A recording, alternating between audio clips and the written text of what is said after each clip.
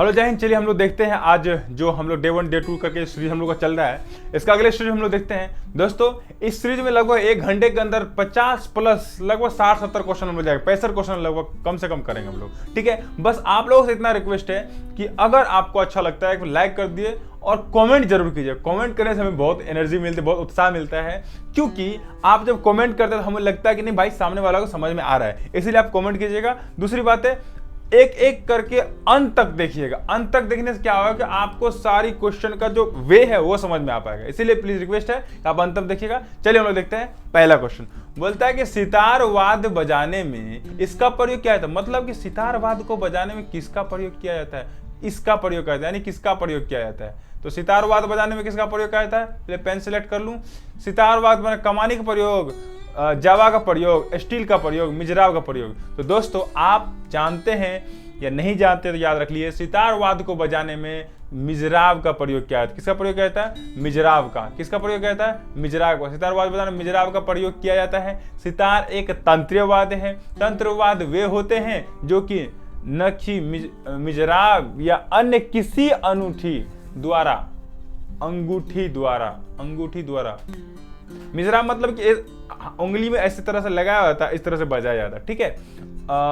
अंगूठी के आघात या प्रत्याघात से बजाए जाते हैं, ठीक है। अगला क्वेश्चन, इनमें से कौन जाति इनमें से एक औरव जाति का राग है। मतलब कौन सा औरव जाति, खमाज, काफी तो कोमल ग, कोमल नी दे दो इसको तो काफी हो जाएगा, ये तो आश्रय राग है।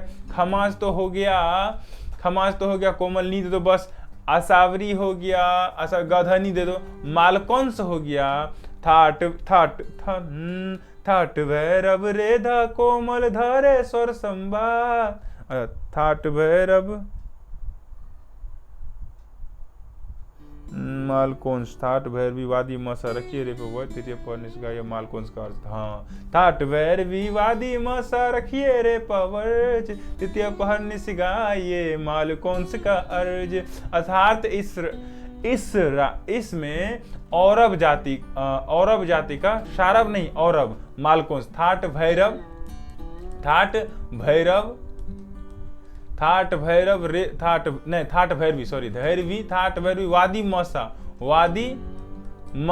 वादी हो गया, म असंवादी हो गया, सा, वादी मसा रखिए रे पवर्ज, रे और प, इसमें कौन सा रे और प, वर्ज हो गया। अर्थात ये औरव जाति का राग हो गया। औरव जाति का, रे प दोनों आरोह और अवरोह दोनों में वर्ज है, इसीलिए औरव जाति का राग हो गया। देखते हैं हम लोग व्याख्या क्या है। बोलता है कि राग मालकोंस थाट भैरवी से उत्पन्न माना जाता है। इस राग की जाति औरव है, इसमें रे प वर्ज है, बिल्कुल सही है। इसमें अब क्या कहना। अगला क्वेश्चन, ताल के कितने प्राण होते हैं। ताल के दोस्तों 10 प्राण होते हैं। ताल कितने प्राण होते हैं, 10 प्राण होते हैं। ताल कितने, और थाट भी कितने, थाट भी 10 गो। भातखंडे पद्धति जो द्वारा प्रचलित है, 10 थाट का मान है, जो यही सर्वोच्च है अभी वर्तमान में जो चल रहा है। अगला क्वेश्चन, मतलब संगीत में ताल का प्रमुख स्थान है। ताल ही संगीत का प्राण तत्व है। संगीत मकरंद में तालों के 10 प्राण, संगीत मकरंद में। अर्थात एक है काल, मार्ग, क्रिया। याद रखिएगा था, मेरे साथ दोहराइए तो इसको थोड़ा सा याद करते हैं, क्योंकि अक्सर होता है कि इसमें से पूछ लेता है इनमें से कौन सा ताल के प्राण नहीं है। तो हम लोग देख लेते हैं, ताल, मार्ग, क्रिया, अंग, 5 को हम लोग करते हैं। काल, मार्ग, क्रिया, अंग, ग्रह। क्या क्या 5 को, काल, मार्ग, क्रिया, अंग, ग्रह। फिर से एक बार मेरे साथ बोले तो, काल, मार्ग, क्रिया, अंग, ग्रह। काल, मार्ग, क्रिया, अंग, ग्रह। काल मार्क्स क्या 10वां में पढ़े थे, काल मार्क्स। काल, मार्ग, क्रिया, अंग, ग्रह। जाति, कला, ले, यति, प्रस्तर। ये 10 गो हो गया अपने लोग का ताल के प्राण। अगला क्वेश्चन, मूर्छना पद्धति के अंतर्गत मालकोंस के मध्यम को षड्ज मानकर किस राग के स्वरों की प्राप्ति होती है। मतलब मूर्छना पद्धति के अंतर्गत मालकोंस के मध्यम को षड्ज मानकर किस राग के स्वरों को प्राप्ति, मतलब तो इसका दोस्तों आंसर हो जाएगा।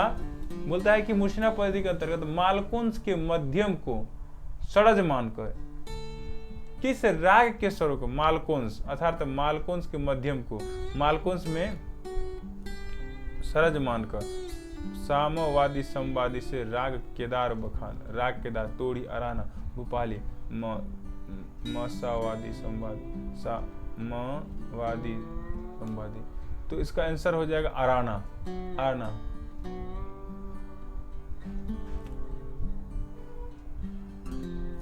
क्या आंसर हो जाएगा, अराना हो जाएगा। मूर्छना पद्धति के अंतर्गत मालकोंस को मध्यम को षडज मानकर अराना राग स्वरों की प्राप्ति होती है। राग अराना का थाट असावरी है। इस गाने का समय रात्रि का दूसरा प्रहर है।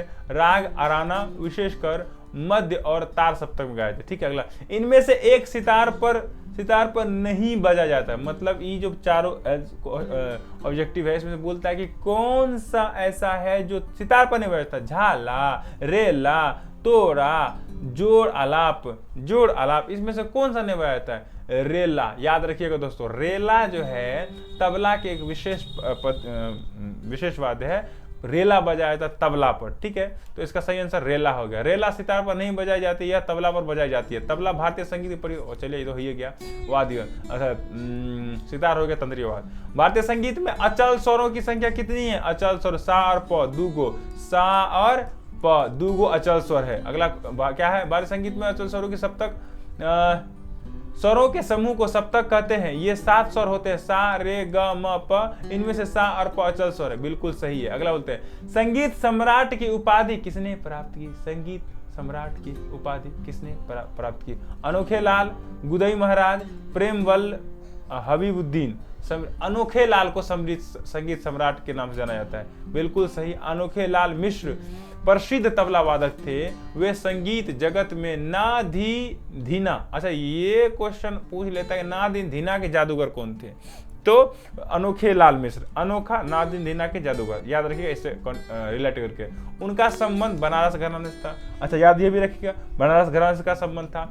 उसको संगीत सम्राट की उपाधि प्राप्त है। ठीक है, संगीत नामक पत्रिका किस स्थान से निकासी किया? संगीत नामक बना हाथरस से किया था दोस्तों। हाथरस कांड जान ही हुआ था, तो हाथरस से ही प्रयोग किया था। ठीक है, मतलब संगीत नामक पत्रिका हाथरस से निकाली जाती है। इसका संपादन डॉक्टर लक्ष्मी नारायण गर्ग ने गर्ग था। इनका प्रकाशन 1955 ईस्वी में, अच्छा 1955 ईस्वी में 1850 में संविधान लगा हुआ 5 साल के बाद हमारा ये प्रकाशन शुरू हुआ था। एक मासिक पत्रिका। ठीक है, हिंदुस्तानी संगीत में 10 थाट पद्धति का प्रचलन किसने किया था? कौन है, कहाँ? विष्णुनारायण भातखंडे जी। कहाँ है जी? यहाँ पर है, यहाँ पर। बाबा भाई सॉरी बेअदबी ना हो जाए। भातखंडे जी ही ऐसे विद्वान हैं जिनकी बदौलत से ही हम सारा चीज को लिख करके समझ पाते, क्योंकि एक ऐसी पद्धति निर्माण किए जिसको समझ करके हम ताल भी जान सकते हैं कि यहाँ ताली है, खाली है, विभाग ऐसा ऐसा, और स्वर को भी समझ सकते हैं। तो उसी का देन है ये। चलिए अगला देखते हैं हम लोग। बोलते हैं कि हिंदुस्तानी संगीत में 10 थाट पद्धति का प्रचलन विष्णुनारायण भातखंडे ने किया। अच्छा, संगीत मकरंद में तालों के 10 प्रांत। ई गुण भाई ताल का कौन सा बात आ गया है? चलिए कोई बात नहीं, जान लेते हैं। काल मार क्रिया अंग ग्रह जाति कला ले यति प्रस्तर। तो लास्ट वाला हो गया प्रस्तर, ये भी ध्यान रखिएगा, लास्ट वाला प्रस्तर। जब कोई स्वर अपने शुद्ध स्थान से नीचे की ओर स्थापित होते हैं, तो याद रखिएगा नीचे की ओर, जैसे हो गया रे, और रे के नीचे हो गया अगर कोमल रे, तो उसको क्या कहते हैं हम लोग? कोमल कहते हैं। अनुवादित स्वर कोमल स्वर कहते, क्या कहते हैं हम लोग? कोमल स्वर कहते हैं। अगला क्वेश्चन बोलता है कि जब कोई स्वर अपने शुद्ध स्थान से नीचे की ओर स्थापित होती है तो इन्हें कोमल स्वर कहते हैं। स्वर 2 प्रकार के होते हैं, कोमल स्वर एवं तीव्र स्वर होते हैं। ठीक है, अगला, किस वाद्य को कमानी द्वारा बजाया जाता है? किधर गए वायलिन जी? वायलिन को कमानी द्वारा बजाया जाता है। वीणा तो फिंगर से बजाया, उसमें अति लगा करके। ऑक्टोपैड तो ये जो बजाया जाता है ऑक्टोपैड। ठीक है, और गिटार तो हो गया भाई तंत्रीय वाद्य, हाथ से उंगली फिंगर से बजाया जाता है, या प्लेक्ट्रम से बजाया जाता है। गिटार भी दिखाएंगे आप लोग को। वायलिन विश्व का सबसे लोकप्रिय वाद्य यंत्र है। वायलिन पश्चात संगीत में अधिकतर प्रयोग होता है। ठीक है, जो इस तरह से नहीं बजाया जाता है और डांस करते रहता है इस तरह से, उसी को वायलिन कहते हैं। तार वाले वाद्य यंत्रों में वायलिन सबसे छोटा परंतु ऊंचे तारत्व वाला वाद्य है। इनको कमानी से बजाया जाता है, इनको कमानी से, बिल्कुल देखे ना इसी तरह से बड़ा सा रहता है, इनको कमानी द्वारा बजाया, जैसे सारंगी बजाया जाता है। अगला, मूर्छनाओं की कुल संख्या कितनी है? मूर्छनाओं की कुल संख्या दोस्तों, ग्राम कितने हो गया? ग्राम हो गया हम लोग का 7 हो गया। ग्राम कितना हो गया? 7 हो गया। क्या बोल रहे भाई, ग्राम हो गया हम लोग का 3 हो गया। सड़ज ग्राम, सरज ग्राम, दूसरा हो गया मध्यम ग्राम, मध्यम, तीसरा हो गया गंधार, तीसरा हो गया गंधार ग्राम। ये 3 गो ग्राम हो गया। और यही तीनों ग्राम में 1 ग्राम में 7 गो मूर्छना होता है। तो यहाँ वैसे अगर देखें तो 21 गो, 7 या 3 ग्राम हो गया तो 21 गो ग्राम हो सकता है। बट सबसे प्रचलित है 2 ग्राम। गांधार ग्राम को विलुप्त माना जाता है, बोला जाता है कि यह गांधार के समय का था, इसलिए विलुप्त माना जाता है। लेकिन कुल की बात यहाँ हो रही है। अगर पूछ देता कितना होता है तब हम लोग इसमें कर सकते, कुल कितना हो जाएगा? 21 गो हो जाएगा। कितना हो जाएगा? ये क्वेश्चन क्या बोल रहा है? मूर्छनाओं की कुल संख्या, मूर्छनाओं की कुल संख्या, ये तो 21 होना चाहिए, बट यहाँ 1 ग्राम में बोल रहा है। अच्छा, ये भी फुटा करने वाला 3 ग्राम में, अच्छा ये भी फुटा करने बोल रहा है कि फर्स्ट ग्राम में। तो यहाँ आंसर हो जाएगा आप लोग का 7 हो जाएगा, क्योंकि 1 ग्राम में जैसे 7 ग्राम है तो उसमें 7 को मूर्छना आता है। अच्छा, ग्राम किसको पता है? ग्राम मतलब घर। किसी भी सा से कोनो स्वर को मान लेगा और उससे 7 गो स्वर तक गया, उसी को ग्राम मान ले। ऐसे मान लीजिए सा, रे, ग, म, प, ध, नी। अब मान लीजिए हमको ग से बना करके यहाँ से लेकर के ग तक जाना है, तो 1 ग्राम हो गया। तो 7 को ग्राम होता है तीव्रा कुमुति मंदा छंदो विद्यावती रजनी रत्तिका रोद्री क्रोधा। तीव्रा कुमुति मंदा छंदो विद्यावती रजनी रत्तिका रोद्री क्रोधा। ये तो हो गया, ये तो हो गया। कभी कभी शायद माइंड ऐसा हो जाता है कि दिमाग में आने के बाद भी कंफ्यूज है, कभी कभी ऐसा हो जाता है। श्रुति है ये, ठीक है। अगला क्वेश्चन में देखते हैं कि मूर्छना का अर्थ है मस्ती, मोहित होना, आकर्षण या आनंद विभोर होना। 7 स्वरों का क्रम से आरोह अवरोह करना मूर्छना कहलाती है। मूर्छनाओं की कुल संख्या 7 होती है। मतलब ध्रुपद गान शैली की कितनी बानियां होती है? ध्रुपद गान शैली की 4 बानियां, नौरहारी, डागुर कितनी बानियां होती है? डागुर बानी, नौहरहार बानी, खंडार बानी, गोबरहार बानी। तो 4 तरह के बानी हो गया, डागुर बानी, खंडारहारी बानी, डागुर बानी, नौरहार बानी, गोबर हारी बानी। तो 4 प्रकार के बानी हो गया, ठीक है। अच्छा, गंभीर प्रकृति के राग, फेफड़े पर जोर पड़ता है, ये तो हो गया। सदारंग और अदारंग के आश्रयदाता कौन थे? मतलब कि सदारंग और अदारंग को कौन आश्रय दिया होता है? मोहम्मद शाह रंगीला। ये गाना भी अभी भी यूट्यूब पर है, सदा रंगीले मोहम्मद शाह, इस टाइप के। इसका नाम सदारंग अदारंग ये मोहम्मद शाह रंगीला के नाम में गीत में यूज करके गाया करते थे, ठीक है। अगला क्वेश्चन में देखते हैं। वह सदारंग अदारंग का महान संगीतक थे। उत्तर मुगल काल के मोहम्मद शाह रंगीले के शासन काल में थे। इनको बादशाह रंगीला का आश्रय प्राप्त था, ठीक है। अगला बोलते इनमें से कौन आलाप का प्रकार नहीं है? रूपक आलाप, मेलापक। दोस्तों ये मेलापक, बाकी सारे आलाप के प्रकार है, लेकिन मेलापक आलाप के प्रकार नहीं है। दिए गए विकल्पों में मेलापक आलाप के प्रकार नहीं है। अन्य 3 प्रकार के आलाप निम्न है: रूपक आलाप, आल्पित आलाप, आल्पित गान एवं राग आलाप। ये आलाप के प्रकार है। अच्छा, आलाप के विषय में अगर जानना है आपको अच्छे से, इसका बढ़िया से एक वीडियो बनाया गया है, तो आप इसका बढ़िया से वीडियो बनाया गया, आप होगा तो आई बटन में हम लिंक दे देंगे, आप वहां जाकर देख लीजिए कितने प्रकार है, क्या होता है आलाप, अच्छे तरीके से आप समझ सकते हैं। अच्छा से बताएगा उसमें। वर्गीकरण के आधार पर वाद्यों के निम्नलिखित प्रकार माने गए। मतलब कितने प्रकार माने गए? 4, 3, 7, 10। दोस्तों वाद्यों के 4 प्रकार माना गया, जैसे कि आप लोग जानते हैं। 1 घनवाद, नंबर 2 हो गया सुशीरवाद, नंबर 2 सुशीरवाद हो गया। नंबर 3 हो गया अवनदवाद। नंबर 3 हो गया अवनदवाद हो गया, और नंबर 4 में आप याद रख लीजिएगा आप लोग, नंबर 4 में आप लोग तंत्रीयवाद, नंबर 4 में तंत्रीयवाद। ये 4 गो हो गया वाद्यों के प्रकार। ठीक है, बोलता है कि भारतीय संगीत में प्रयुक्त होने वाले वाद्यों के तंत्रों का अष्टांगों में से 7 अंगों को व्याख्या करने की क्षमता होनी चाहिए। भारतीय संगीत में 4 प्रकार के वाद्य प्रचलित है, तंत्रीयवाद, सुशीलवाद, अवनदवाद, घनवाद। ठीक है, देखिए यही तो देखे हम लोग। पंडित रविशंकर के साथ किस विदेशी वायलिन वादक ने सबसे अधिक जुगलबंदी बजाई थी? दोस्तों यह यहूदी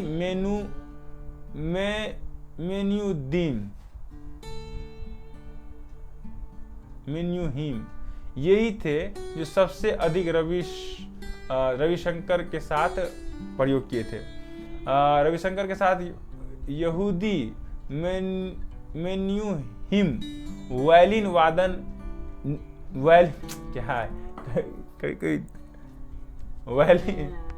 वायलिन वादक सबसे अधिक जुगलबंदी बनाई। ठीक है, यहूदी मेन्यूहीम 20वीं सदी के महानतम वायलिन वादकों में से एक थे। उन्होंने अपना ज्यादातर कला जीवन यूनाइटेड किंगडम में बिताया था। यूनाइटेड किंगडम मतलब अपने क्षेत्र में। ठीक है, बोलता है कि जब मूल राग में दूसरे राग की छाया दिखाई पड़ती है तो वह होता है छायालंग।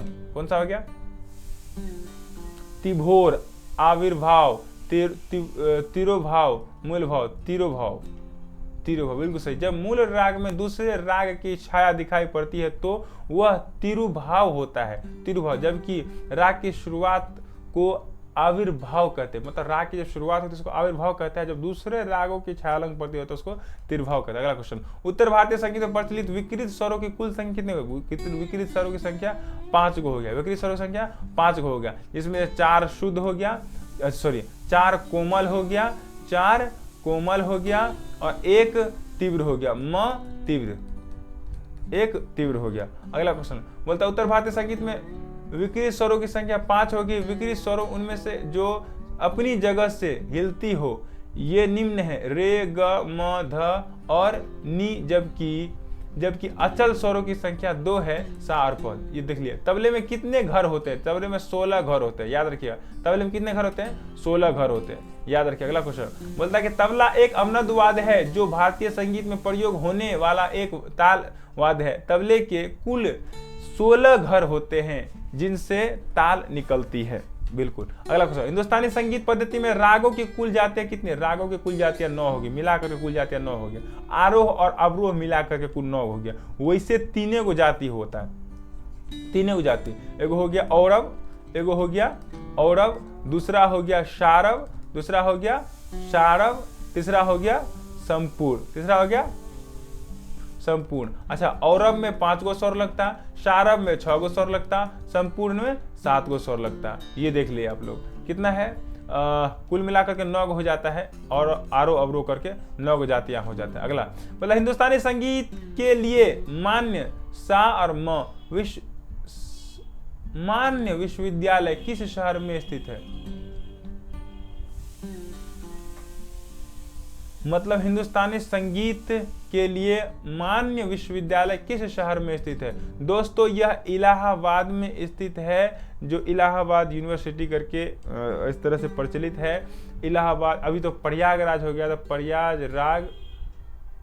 प्रयागराज संगीत समिति विद्यालय हो गया, अभी प्रयागराज हो गया, इलाहाबाद। ठीक है, तो उत्तर प्रदेश इलाहाबाद में, ठीक है, हिंदुस्तानी संगीत में। अगला है, जिस थाट के अंतर्गत राग की उत्पत्ति मानी जाती है उसे कहते हैं, राग की उत्पत्ति उसके कहते हैं जन्य राग कहते हैं। क्या बोलते हैं? जन्य राग बोलते हैं। जिस पर आश्रित होता है उसे आश्रय राग का, जो 2-3 गो थाटों से मिल करके संकीर्ण राग है, शुद्ध राग, जिसमें किसी दूसरे और का यूज ना हो और दूसरी थाट का, उसको हम लोग जन राग कहते हैं। उसी थाट से जब हो तो उसे दूसरा कोई और प्रयोग ना हो, उसको शुद्ध राग कहते हैं।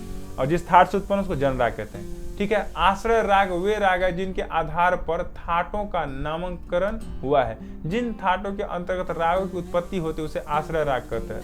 ठीक है, तो है आश्रय है, ठीक, ये बोले थे कि बोले थे? अच्छा, आश्रय राग होता है, ये बोल देते क्या?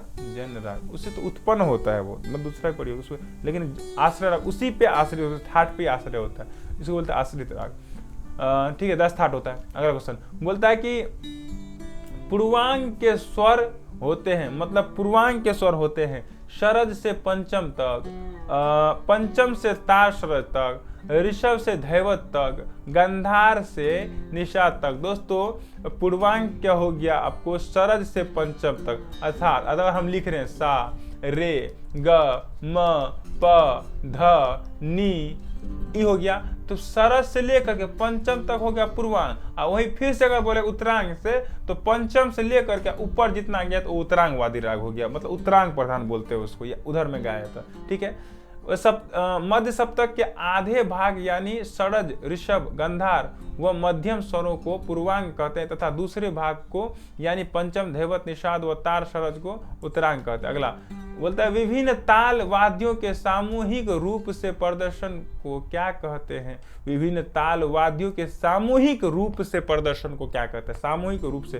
विभिन्न ताल वाद्य सामूहिक रूप से प्रदर्शन क्या कहते हैं। वाद्य वृंद, ताल माला, ताल कचहरी, ताल तरंग, वाद्य वृंद, ताल माला, विभिन्न ताल वाद्यों के सामूहिक रूप से प्रदर्शन, सामूहिक रूप से प्रदर्शन को कहते हैं। ताल माला, ताल वृंद कहते हैं क्या, बिल्कुल ताल वृंदी कहते हैं, ताल वृंदी कहते हैं। विभिन्न ताल वाद्यों के सामूहिक रूप से प्रदर्शन को ताल वृंद। भारतीय संगीत में 5 प्रकार के वाद्य, 4 प्रकार का है भाई। हेई प्रकार जो है, हेई किधर गया, तंतु, ये तंतु, ये नाट्य क्या बोलते हैं, शारंग देव द्वारा ये वर्णन नहीं किया, वर्तमान में इसका मान्यता देता है, लेकिन तंत्रीय, सुशील और अवनद घन ये शारंग देव द्वारा संगीत रत्नाकर में भी प्रचलित दिया गया, व्याख्या किया गया है, और इसी को मान दिए हैं आपके एनसीईआरटी। तो एनसीईआरटी को हमको फॉलो ही करना है, चाहे गलत हो सही, लेकिन एनसीईआरटी को फॉलो करना है, क्योंकि उसका हवाला देकर के लोग सही करवा सकते हैं।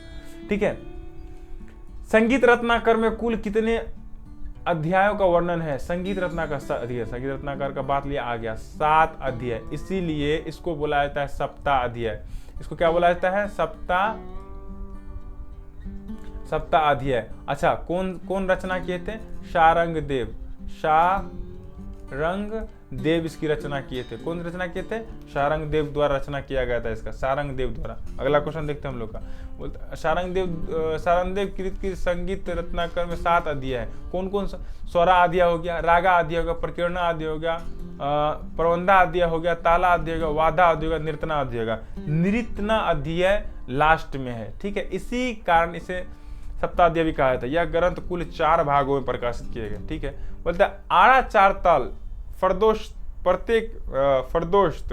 प्रत्येक में कितनी मात्रा है। आरा चालता और फरदोस्त। फरदोस्त में हम लोग को हो गया, आरा चालता तो 14 आरा 4 ताल 14 मात्रा का ताल हो गया। आरा 4 ताल 14 मात्रा का, आरा 4 ताल 14 मात्रा का, और फरदोस्त भी 14 मात्रा का हो गया। फरदोस्त भी 14 मात्रा का, बिल्कुल सही है, फरदोस्त भी 14 मात्रा का। ठीक है, अगला क्वेश्चन, तबला पखावज वाद्यों के इस वर्ग में आता है। तंत्रीय अवनद, ये तो अवनद हो गया, कितना कहेंगे इसको, अवनद वाद्य हो गया, इसको तो तुरंत मारिए। अगला क्वेश्चन देखते हम लोग, बोलता है कि तबला पखावज वाद्यों के अवनद वाद्यों के अंतर्गत आता है। अवनद वाद्य चमड़े पर, ठीक है। बोलता है इसमें से कौन सा ढोल मंदिर में बजाया जाता था। इनमें से कौन सा ढोल मंदिर में बजाया था। इंडिका, मृदंगम, इंडिका, नल, मृदंग, इंडिका बजाया जाता था मंदिर में। इंडिका दक्षिणी भारतीय संगीत के यह अभी भी इंडिका मंदिर में बजाया था। बोलता है इंडिका बजाया था। ध्रुपद की उत्पत्ति से किस आश्रयदाता का संबंध रहा है। ध्रुपद की उत्पत्ति से, बोलते हैं मान सिंह तोमर का, जहांगीर का। ये तो हो गया भाई, ये भी बादशाह ही था, मतलब कि शासक थे, लेकिन मान सिंह तोमर के बारे में कहा जाता है कि इसके शासनकाल में ध्रुपद बहुत ज्यादा फले फूले, इसीलिए इसी का संबंध माना जाता है, मान सिंह तोमर।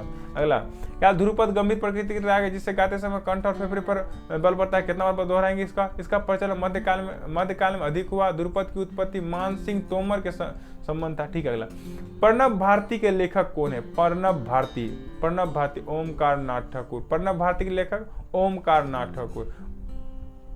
प्रणब भारती के लेखक ओमकार नाथ ठाकुर। पंडित ओमकार नाथ ठाकुर द्वारा प्रणब भारती ग्रंथ की रचना 1956 ईस्वी में की गई थी। अच्छा, अपने 8 वर्ष के निजी अनुभव एवं लगभग 50 प्राचीन मध्यकालीन एवं और जिन ग्रंथों को सूक्ष्म अध्ययन के पश्चात इस ग्रंथ की रचना की थी। बिल्कुल 50 प्राचीन मतलब 50 बुकों को 50 ग्रंथों को लगभग पढ़ करके उसके बाद 5 वर्ष के 8 वर्ष के अनुभव के साथ ये बुक को रचना की थी। ठीक है, बाज से क्या तात्पर्य है? बाज से तात्पर्य है आवाज, शैली, यति, गति। यदि बाज से तात्पर्य आवाज है क्या? यति, यति, शैली। अच्छा सॉरी, बाज से इसीलिए बोलता है लखनऊ बाज, दिल्ली बाज, मतलब बाज से शैली है, किस शैली की है वो। ठीक है, इसी से पता चलता है। तो इसका आंसर क्या हो जाएगा? बाज से शैली हो जाएगा। ठीक है, बोलता है कि भरत ने कितनी रसों का वर्णन किया। अच्छा, भरतनाट्यम में कितने रसों का वर्णन किया गया है? कितने? 8 रसों का वर्णन किया गया दोस्तों। कितने रसों का? 8 रसों का वर्णन किया गया। भरत ने कुल 8 रसों का वर्णन किया। ये 8 रस है श्रृंगार रस, हास्य रस, करुण रस, रोध रस, वीर रस, भयानक रस और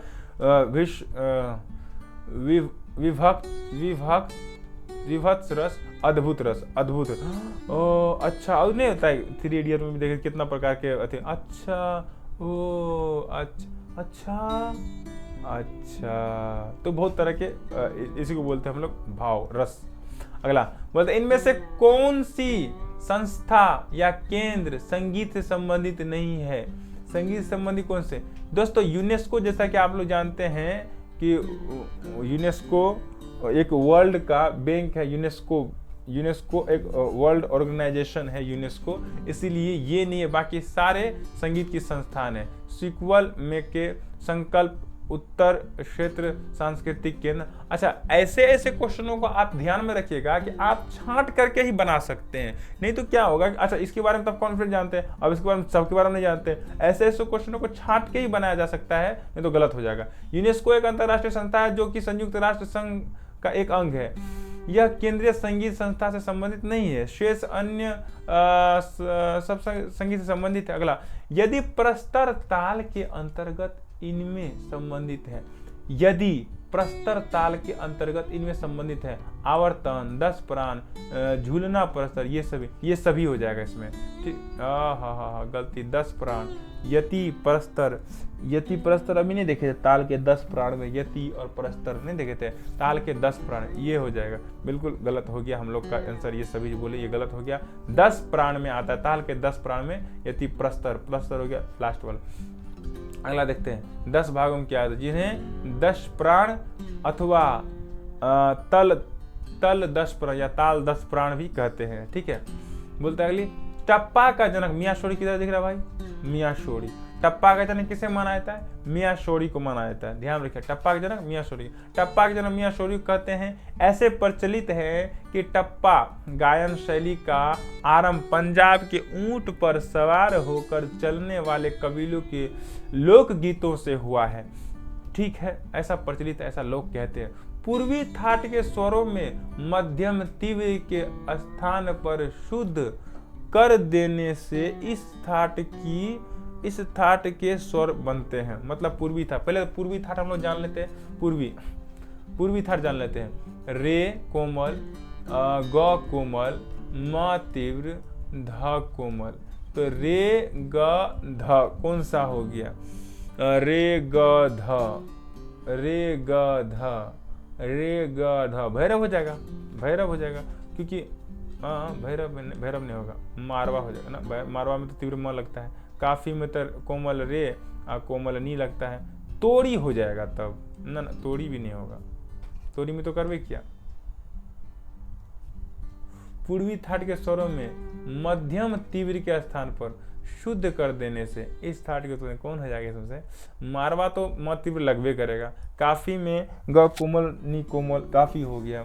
तो भैरव में हो गया आपको, भैरवी में हो गया सबसे ग कोमल और ध कोमल हो गया। ग कोमल और ध कोमल हो गया।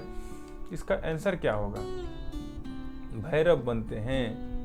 अरे भैरव में कौन कौन लगता है? भैरव में हो गया रे कोमल और ध कोमल, ये हो गया भैरव। और पूर्वी थाट के स्वर मध्यम तीव्र स्थान पर शुद्ध कर देने पर भैरवी बनते हैं। भैरव राग गंभीर प्रकृति का इसकी उत्पत्ति थे। नहीं भाई, रे भी कोमल लगता ना।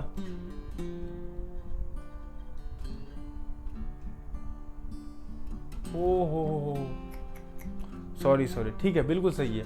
देखिए तोड़ी में गौ कोमल लगता है, लेकिन पूर्वी में थोड़ी लगता है गौ कोमल, अर्थात तो म को जब हटाइए दिए तो रे ध कोमल हो गया, इसलिए भैरी होगा। बिल्कुल सही है ये आंसर, बिल्कुल सही है। अगला ठीक है, बोलता है कि चार ताल सूल ताल तीव्रा ताल गायन शैली कहलाती है। मतलब चार ताल सूल ताल तीव्रा ताल कौन सी गायन शैली? बड़ा ख्याल, ठुमरी, ध्रुपद, चतुरंग, चतुरंग ध्रुपद है क्या? ध्रुपद, बिल्कुल। चार ताल, सूल ताल, तीव्रा ताल इत्यादि गाई जाने वाली शैली ध्रुपद कहलाती है। इस गायन शैली में भक्ति रस, वीर रस, शांत रस तथा श्रृंगार रस की प्रधानता रहती है। ठीक है, किसी ताल के पूरे ठेके को एक बार बजाने को कहते हैं। किसी ताल का आवर्तन कहते हैं, आवर्तन कहते हैं। बिल्कुल, किसी ताल के पूरे ठेके को बजाने आवर्तन कहते हैं, जबकि किसी गायन के एक भाग को गाने को मुखरा कहते हैं, मुखरा कहा जाता है। संधि प्रकाश राग किस समय गाए जाते हैं? संधि प्रकाश, संधि प्रकाश अर्थात प्रातः समय 4 से 7 बजे तक, प्रातः समय। बिल्कुल सही, ये वाला आंसर होना चाहिए। हाँ, oh my mistake, my fault. संधि प्रकाश मतलब हुआ कि जहां सुबह और शाम, शाम और सुबह का मिलन होते रहता है, अर्थात इधर से पूरब से सूरज उगने की खबर हो, लालिमा इधर चल रही हो, और इधर हो गया, इधर शाम को हो गया सूरज डूबने की कगार हो, इसको बोलते हैं हम लोग संधि प्रकाश। तो हो जाएगा प्रातः काल तथा संध्या काल, मतलब ये दोनों हो जाएगा। तो 3 से 6, क्योंकि 3 बजे से लालिमा पड़ना शुरू होता है, 3:30 4 बजे से 6 बजे तक पूरा सूर्य उदय हो जाता है। यहाँ पर शाम में 3 बजे से लेकर के 4 बजे तक, 4 बजे से लालिमा शुरू होता है, 6 बजे तक अस्त हो जाता है। इसीलिए आंसर हो जाएगा इसका 4 हो जाएगा। ठीक है, संधि प्रकाश अर्थात वह रोशनी जहां रात और दिन मिलते। बिल्कुल, इस राग का उदाहरण राग ललित, इसको भोर, तथा राग श्री रात्रि हो जाएगा। मतलब राग ललित जो भोर गाया था, और राग श्री जो शाम गाया था, जो राग श्री मतलब कल्याण थाट से होगा।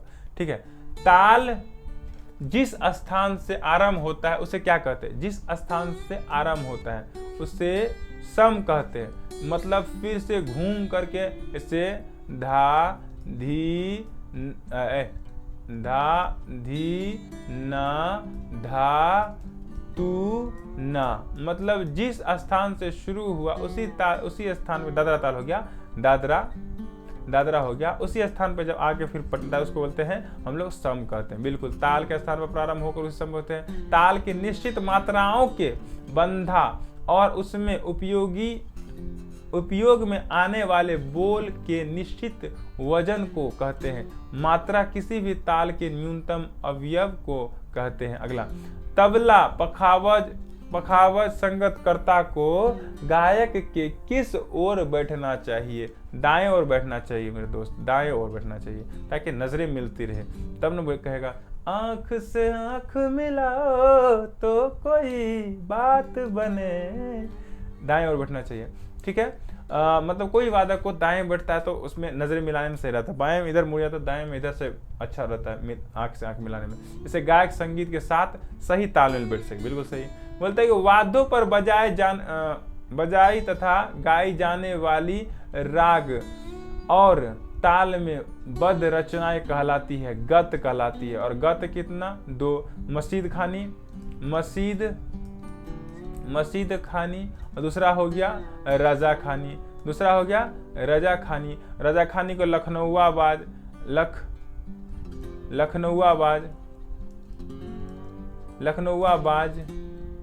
चल इधर, लखनऊआ बाज तथा पूर्वी बाज भी कहते हैं। क्या कहते हैं? लखनऊआ बाज और पूर्वी बाज भी कहते हैं। वाद्य गाए जाने वाले को ताल रचना कहते, बंदिश कहते। ताल वाद्य बजाए जाने वाले राग को ताल में वध रचना बंदिश कर। भाई साहब क्या बोल दिए हम? वाद्यों पर बजाए तथा गाए जाने वाली राग और राग को क्या बोल दिए हम लोग? गत तो हो गया, वाद्य पर बजाए जाने वाले तालवद एक ऐसी बोल जो वाद्य पर बजाया जाता है, तंत्रीय वाद्य पर बजाया जाता है, उसको हम लोग गत कहते हैं। बंदिश कहते हैं। सॉरी बाबू, सॉरी, गलती हो गई हमसे। चलिए, ध्यान इधर उधर भटक जाता है। बोलता है कि पुरियाधरांश्री परज वसंत रागों में रागे इस थाट के अंतर्गत आता है। पुरियाधरांश्री परज वसंत, बसंत राग तो आता है काफी पूर्वाधान से, पूर्वी से, काफी से, पूर्वी से, पूर्वी से, पूर्वी से, काफी से, काफी से। तो इसका आंसर देख लेते हैं हम लोग। इसका पूर्वाधान से कल्याण थाट से आता है, बिल्कुल। कला पूर्वाधान श्री परज और बसंत कौन सा हो गया? कल्याण थाट से हो गया। कौन सा थाट से हो गया? कल्याण थाट से। राग शुद्ध कल्याण में आरोह में राग भूपाली और अवरोह में राग यमन के स्वर प्रयुक्त होते हैं, शुद्ध कल्याण में, शुद्ध कल्याण में। ठीक, अगला बोलता है संगीत प्रवीण उपाधि डिग्री किस स्थान से प्राप्त है? इलाहाबाद किधर गई जी? प्रयाग संगीत समिति। तो अभी वर्तमान में इलाहाबाद जो था वो प्रयाग संगीत समिति बन गया है। ठीक है, अगला डिग्री, ठीक है, ठीक है। देशराज मेजर डॉक्टर रंजीत सिंह स्वर्गीय वैद्यनाथ सहाय और स्वर्गीय सत्यानंद जोशी द्वारा 1926 ईस्वी में महाशिवरात्रि के दिन स्थापित प्रयाग संगीत समिति भारत में संगीत के अभ्यास और प्रसार के लिए प्रमुख है। प्रयाग संगीत समिति इलाहाबाद, वहीं से हमारा भी डिग्री क्लियर है। अगला बोलता है कि सितार का जफर खानी, रजा खानी को जफर खानी भी बोला जाता है। सितार का जफर खानी बाज किसने प्रचलित किया? हलीम जफर खान, जफर खानी का हलीम जफर खान ने प्रचलित किया, बिल्कुल, नाम में छिपल था हलीम जफर खान। अगला बोलता है कि धूमतिक मूलतः किस वाद्य का बोल है? धूमतिक नगारा का, किस वाद्य का है? नगारा का है, पखावज का है, सॉरी। धूमतिक किसका है? पखावज का है। धूमतिक मूलतः किस वाद्य का वाद्य? तो क्या हो जाएगा? पखावज का हो जाएगा। बोलता है कि उत्तर भारतीय शैली का ढोलक है। यह मृदंग के आकार प्रकार का, परंतु उससे कुछ छोटा होता है, गोल टाइप का होता है, मतलब छुइया टाइप का होता है। अमीर खुसरो पखावज बजाते थे, अमीर खुसरो पखावज बजाते। ये इसी को दो भाग में बांट करके तबला का निर्माण किया अमीर खुसरो। बोलता है कि नाना साहब पान से किस वाद्य से संबंध है? नाना साहब पान से, तबला से क्या? बिल्कुल गलत, पखावज से है। नाना साहब पान से पखावज से है। नाना साहब पान से पखावज से बजाए, पखावज के वे प्रसिद्ध वादक थे, पखावज के। ठीक, अगला शास्त्रीय संगीत के किस विधा में होरी विषयक गीतों को बजाया जाता है? होरी विषयक गीतों गाया जाता है। बोलता है ध्रुपद को, ठुमरी को, धमार को, ख्याल को, किसमें होरी बजाया जाता है? तो इसमें दोस्तों धमार आ जाएगा, है ना, धमार आ जाएगा, बिल्कुल सही है। शास्त्रीय संगीत के धमार विधा में होरी विषय को गीतों को बजाया जाता है। धमार का जन्म ब्रज भूमि के लोक संगीत में हुआ। इस लोक गीत में वर्ण्य विषय राधा कृष्ण होली खेलते थे, बिल्कुल। वाद्यों के कितने प्रकार होते हैं? वाद्यों कितने? 4 प्रकार होते हैं। वाद्यों कितने प्रकार होते हैं? 4 प्रकार होते हैं। वाद्यों के 4 प्रकार होते हैं, तंत्र, सुशील, अवनद और घन हो गया। वाद्य संगीत में प्रयुक्त होने वाले वाद्यों को साजों एवं अष्टांगों में से 7 अंगों को व्यक्त करने की क्षमता होती है। 7 अंगों को व्यक्त करने की क्षमता। अगला 72 मेलों का वर्णन किस विद्वान द्वारा? वेंकटमुखी द्वारा। 72 मेलों का कौन सा विद्वान दिया? वेंकटमुखी द्वारा, भारतीय कवि। अच्छा, वेंकटमुखी एक भारतीय कवि, संगीतकार एवं संगीतज्ञ थे। ये दक्षिणी भारतीय संगीत बहुत ज्यादा वेंकटमुखी द्वारा जो 72 मेल थाट है दक्षिणी पद्धति में बहुत ज्यादा प्रचलित। अगला जो एक राग से दूसरे राग में प्रवेश करते, परमेल प्रवेशक, बिल्कुल सही। नंबर 3 इसका आंसर हो जाएगा। मतलब जो एक राग से, एक थाट से दूसरे थाट में प्रवेश करते हैं, परमेल प्रवेशक राग कहते हैं। इस राग का उदाहरण जय जयवंती। इसका गायन समय रात के अंतिम प्रहर, अंतिम भाग। ठीक है, बोलता है कि तानसेन के वंशज एवं शिष्य परंपरा किस घराने के नाम से जानी जाती है? तानसेन सोनिया घराने के नाम से जाना जाता है। कौन घराने से? सोनिया घराने के नाम से जाना जाता है। तानसेन के वंशज एवं शिष्य परंपरा सैनी घराने के नाम से जाना जाता है। तानसेन के गुरु परंपरा ध्रुपद गायन शैली की थी। उसी के अनुसार तानसेन भी एक उच्च कोटि के कलावंत। अच्छा, ध्रुपद गवैया को कलावंत कहा है, अर्थात जो ध्रुपद गाते हैं उसको क्या बोलते हैं? कलावंत बोले। तानसेन कलावंत नामक संगीत जीवी जाति में उत्पन्न थे। ठीक है, बोलता है केवल विलंबित ख्याल में प्रयोग होने वाली ताल कौन सा है? विलंबित ख्याल में केवल प्रयोग होने वाले। पंजाबी एक ताल, तिलवारा ताल, विलंबित एक ताल हो सकता है, बिल्कुल एक ताल, बिल्कुल सही। केवल विलंबित ख्याल में प्रयोग होने वाले एक ताल एक ताल होते हैं। 12 मात्रा के ताल होता है, 6 विभाग होता है, प्रत्येक विभाग में 2-2 विभाग होता है। ठीक है, अगला क्वेश्चन बोलता है एक ताल में कितने विभाग? 6 विभाग, देखबे किए थे, एक ताल में 6 विभाग होते हैं, एक ताल में 6 विभाग होते हैं। बोलता है कि केवल विलंबित ख्याल में प्रयोग होने वाली ताल एक ताल होती है। एक ताल में 12 मात्रा होता है, 6 विभाग का, 2-2 मात्राओं का विभाग होता है। यह ताल छोटे व बड़े ख्यालों में प्रयोग होते हैं, छोटे व बड़े ख्याल, अर्थात छोटे ख्यालों में प्रयोग होता है और बड़े ख्यालों में प्रयोग होता है। अगला, कौन सी मूर्छना सरज ग्राम की नहीं है? कौन सी मूर्छना सरज ग्राम की नहीं है? अश्वक्रांता, उत्तर मंदा, रजनी, उत्तरता, शुद्ध साल जी। अच्छा, उत्तर अश्वक्रांता, उत्तरता, रजनी, मार्गी हमको लगता है, रजनी, मार्गी हमको लगता है ये नहीं है, बिल्कुल सही है।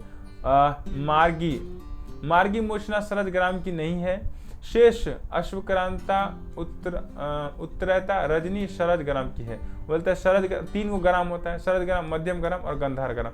गंधार ग्राम विलुप्त माना गया है। ये शारंग देव ने अपने संगीत रत्नाकर में भी इसका वर्णन किया है। ठीक है, विद्यारण्य नामक विद्वान ने किस शब्द के प्रस्फुटन किया था? विद्यारण्य, जाति, राग, स्वर, जाति, मेल। विद्यारण्य जाति का क्या? मेल का, बिल्कुल मेल का। विद्यारण्य विद्वान ने मेल शब्द का प्रस्फुटन किया था। विद्यारण्य 14वीं शताब्दी में दक्षिण भारतीय के महान धार्मिक एवं राजनीतिक नेता थे। नेता क्या होता था? पहले राजे होता था, 14वीं शताब्दी में नेता होगा, राजे होता था। अच्छा, 14वीं शताब्दी तक उतना ज्यादा अंग्रेज भी नहीं पाँव पसारा होगा। ठीक है, अगला क्वेश्चन देखते हैं। मातंग ने नाद के कितने भेद माने हैं? नाद के कितने भेद हैं? मातंग ने, यहाँ मातंग ने अगर माने हैं तो पंडित मातंग बृहदेशी में नाद के 5 भेद शायद माने। सूक्ष्म, अति सूक्ष्म, व्यक्त, अव्यक्त और कृत्रिम, बिल्कुल। अच्छा, मातंग फुटा करके बोल दिए हैं इसीलिए 5 को भेद होगा। वैसे विशेषताएं की अगर बात होती तो 3 विशेषता होता है नाद के। अगर प्रकार की बात होती तो 2 प्रकार होता है नाद के, एगो आहत नाद, दूसरा हो गया अनाहत नाद। एगो आहत नाद, एगो अनाहत नाद। तो मातंग मुनि कितने प्रकार की विशेषता बताए हैं? 5 प्रकार के, सूक्ष्म, अति सूक्ष्म, व्यक्त, अव्यक्त, सूक्ष्म, अति सूक्ष्म, व्यक्त, अव्यक्त और कृत्रिम। अगला तो माय म्यूजिक माय लाइफ पुस्तक के लेखक कौन है? पंडित रविशंकर। कौन है? Pandit Ravishankar. My music my life, Pandit Ravishankar. My music, ठीक है, बिल्कुल, सितार वादक थे, संगीतज्ञ थे। इनको भारत सरकार द्वारा भारत रत्न व 3 बार ग्रैमी पुरस्कार के नवाजा गया। ठीक है, अगला क्वेश्चन देखते हैं। तबले के बनारस वाद की जन्मदाता कौन है? पंडित राम साहब, जानकी साहब, वेदु राम साहब होना चाहिए, पंडित राम साहब, बिल्कुल सही। तबले के बनारस बाज के संस्थापक जन्मदाता पंडित राम साहब है। आज प्रचलित बनारस बाज लगभग 200 वर्ष पूर्व इन्होंने विकसित किया था। इनके संगीत गुरु दिल्ली के सिदार खान जी के शिष्य उस्ताद मोठू खान थे। अगला क्वेश्चन में देखते हैं कि सरज पंचम भाव का गणितीय मान क्या होगा? सरज पंचम का भाव का गणितीय मान होगा 3 और 7 होगा। सरज पंचम का गणितीय भाव मतलब। अगला बोलता है कि मौसमी राग के अंतर्गत गाता है देश भोपाल शुद्ध कल्याण मल्हार, मियाँ मल्हार मतलब कि तो कौन हो जाएगा? मियाँ मल्हार हो जाएगा। मल्हार शब्द के जितने भी हैं वो मौसमी है, क्योंकि अभी देखिएगा जब बरसात का समय होता है तो ये अधिक राग गाए जाते हैं। अच्छा, मल्हार की बात है, मियाँ मल्हार के शब्द ऐसे निकल गया कि भीमसेन जोशी जी का और उस्ताद राशिद खान साहब का, अब तो इस दुनिया में नहीं रहे, इस दोनों का एक यूट्यूब पर बहुत ही अच्छा जुगलबंदी है। अगर मौका मिले तो आप सर्च करके मियाँ मल्हार सुनिएगा दोनों के। बहुत अच्छे गुणीजन हैं। बोलता है कि मौसमी राग के अंतर्गत राग मल्हार आता है। गायन के समय वर्षा ऋतु में यदि गायत है। मेघ मल्हार बहुत ही मधुर और गंभीर वातावरण पैदा होते हैं। इस राग के सभी स्वर राग मधुमात सारंग के ही माना है। अगला बोलता है कि पंडित पन्नालाल घोष किससे संबंधित है। पन्नालाल घोष बांसुरी संबंधित भाई, इतने विख्यात पंडित पन्नालाल घोष बांसुरी संबंधित। अगला बोलता है हाँ बांसुरी संबंधित है, मूल नाम अमल ज्योति घोष था, ठीक है। अगला बोलते हैं सारंगी का वादन किससे किया जाता है। सारंगी का वादन, सारंगी का वादन गज से किया जाता है क्या। बिल्कुल सही है, सारंगी का वादन गज से किया जाता है। सारंगी भारतीय शास्त्रीय संगीत के वाद्य तंत्रों में 100 प्रकार की धुन को निकालने वाला सारंगी। वाह, वही सारंगी इतना अच्छा लगता है। इसमें राग सुनिएगा, बहुत मतलब रो देंगे आदमी अगर सही सुने, रो मतलब एक अलग ही फीलिंग्स आता है सारंगी वाद में। एक मोइनुद्दीन करके है, नवयुवक ही है, बहुत अच्छा सारंगी बजाते हैं, आप सर्च मार सकते हैं यूट्यूब पर। मतलब इनका प्राचीन नाम सारिंदा था जो कालांतर में सारंगी हो गया, ठीक है। अगला बोलता है श्रुति छंदोवेदी में भरत का कौन सा स्वर स्थापित है। बोलता है भरत का कौन सा स्वर स्थापित है। श्रुति छंदोवती, श्रुति ओ छंदोवती, तीव्रा कुमुति मंदा छंदोवती, तीव्रा कुमुति मंद देवता, तीव्रा कुमुति मंदा तीव्रा कुमुति प क्या ओ छंदोवती देवती रजनी, गलत भाई, हम गलत बोल रहे हैं कुछ। छंदोवती में भरत का सा स्वर स्थापित है। श्रुति का अर्थ वह सूक्ष्म नाद लहरी जो कि कान के द्वारा सुनाई जा सके, ठीक है। ऐसी श्रुति सा से सा, मध्य सप्तक से सा तक। तो आज हम लोग कुल 65 को क्वेश्चन देखे, जो कितना मजेदार क्वेश्चन, आप लोग को आई होप मजा आया होगा। अगर यहाँ तक आया आपको पूरा मजा आया होगा। प्लीज रिक्वेस्ट है कमेंट जरूर कीजिएगा, और अच्छा लगा तो सब्सक्राइब करके नेक्स्ट वीडियो का वेट जरूर कीजिएगा। और अगर आप चाहते हैं कि थ्योरी क्लास भी स्टार्ट करें, वो भी NCERT बेस पर, और उसके बाद टॉपिक बाय टॉपिक स्टार्ट करें, प्लीज कमेंट में बताइएगा, ताकि हम कोशिश करेंगे आप लोग को NCERT का जो थ्योरी क्लासेज विथ आपका क्वेश्चन भी, तो थ्योरी क्लासेज वो भी जैसे पेड क्लास में पढ़ते हैं लोग, उस तरह से एकदम मजेदार तरह का समझाते हो, वैसे अगर कहिएगा तो स्टार्ट करेंगे, तो देख ही लीजिएगा कितना मजेदार क्लास है, ठीक है। मिलते हैं हम लोग अगले सीरीज में, तब तक के लिए जय हिंद।